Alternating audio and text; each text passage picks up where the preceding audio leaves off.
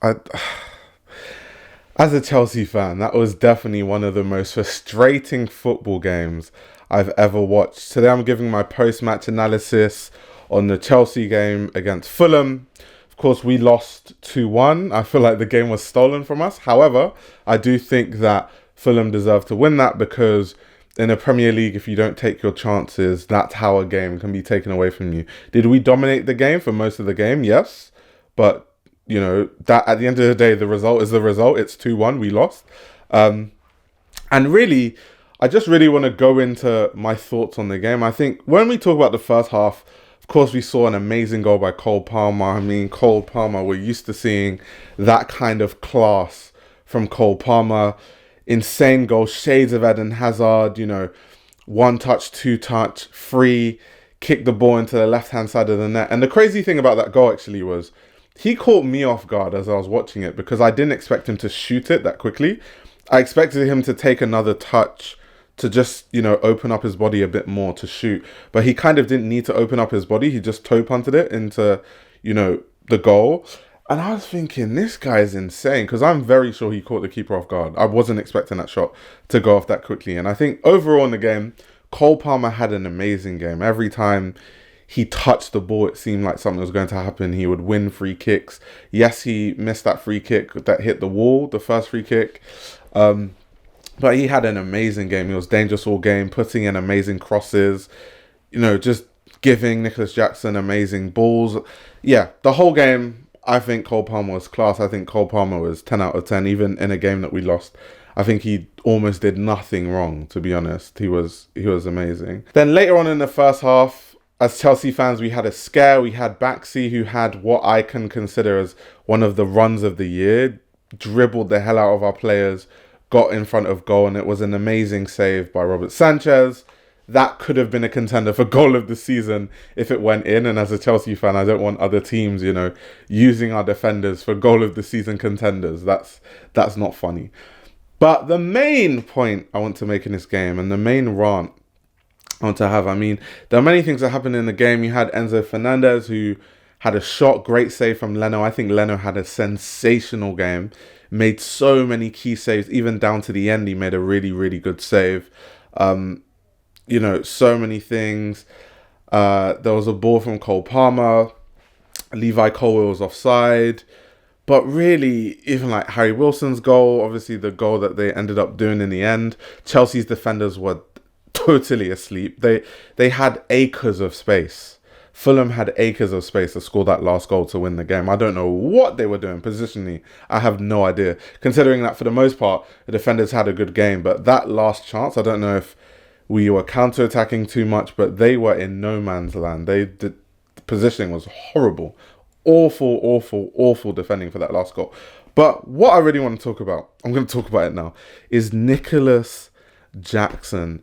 I feel like I talk about Nicolas Jackson every day at this point, but it's because he's the most frustrating player ever. And it's the same points I make. I think he's a good player. I just don't think he's good enough for Chelsea. That's all. I think when you watch him play, he dribbles players easily. He gets into space easily. Him and Cole Palmer have a really good partnership. He plays really good 1-2s with Cole Palmer.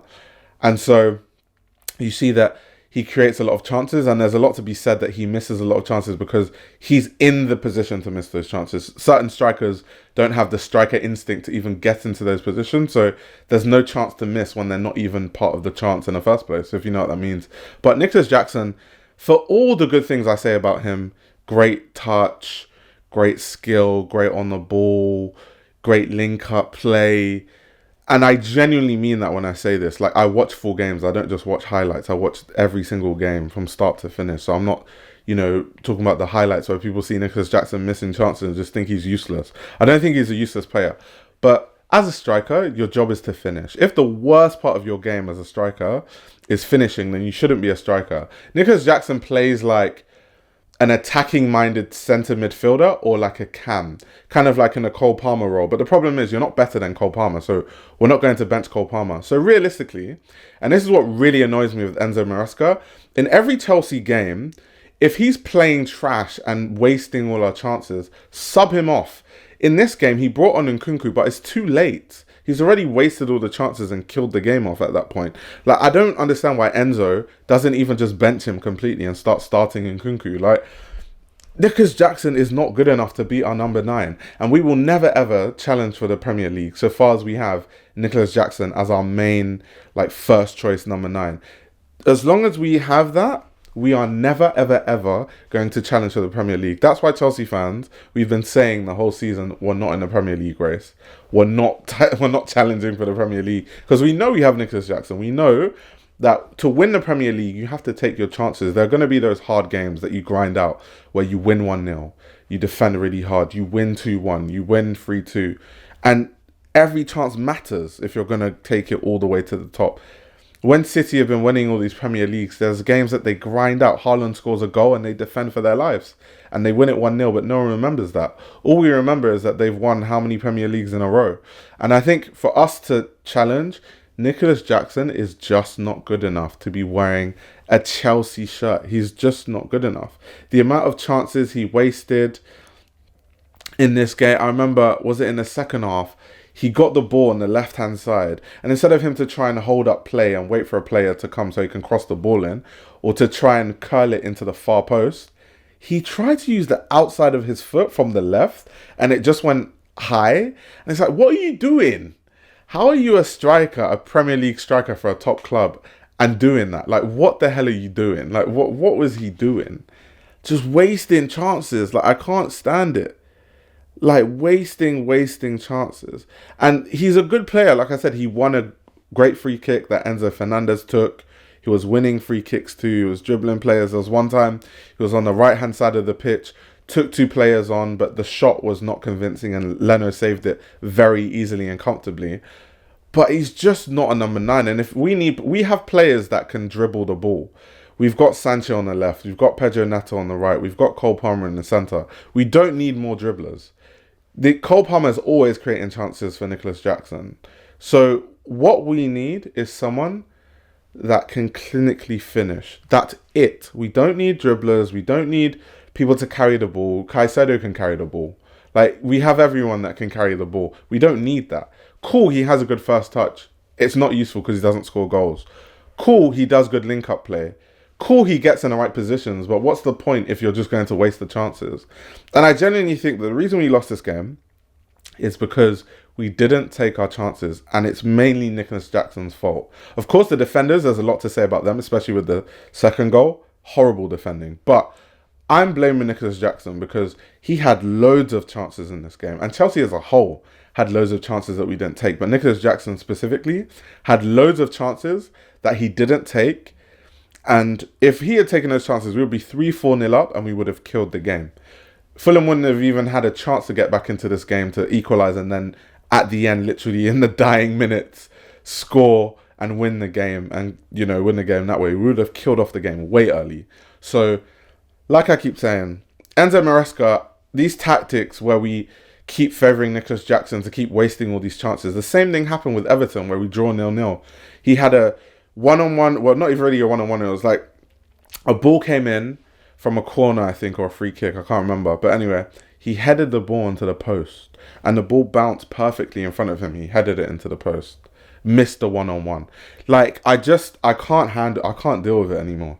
I cannot deal with Nicolas Jackson. He's a good player. I'm not going to pretend like he's not a good player, but he shouldn't be a striker. He should be playing the cam role for a different team, not our team. We don't need him. We need clinical strikers. And Enzo needs to bench him. He needs to bench. I want to see Nkunku starting for Chelsea. I do not want to see Nicolas Jackson. I've seen too many games in a row. And the last thing I'll say, Robert Sanchez. This is exactly, if you watch my post-game analysis of Everton, the exact thing that I said about Robert Sanchez is the exact thing that happened in this game. And in the Fulham game, just to remind you for people that, haven't watched it, I said that Robert Sanchez is a good goalkeeper, but he's a good shot stopper. If you shoot at him, he makes all these acrobatic, fantastic saves. He's great at, stopping goals. He's great at those crazy dives and, tipping the ball over the post. And everyone's like, oh my God, he's a sick keeper. But his distribution is horrible. And every time he's on the ball, I'm literally uncomfortable. He looks uncomfortable on the ball. Every time he's on the ball, I'm like, oh, this guy's going to mess up. This guy's going to pass to the other team. And it almost happened in this game.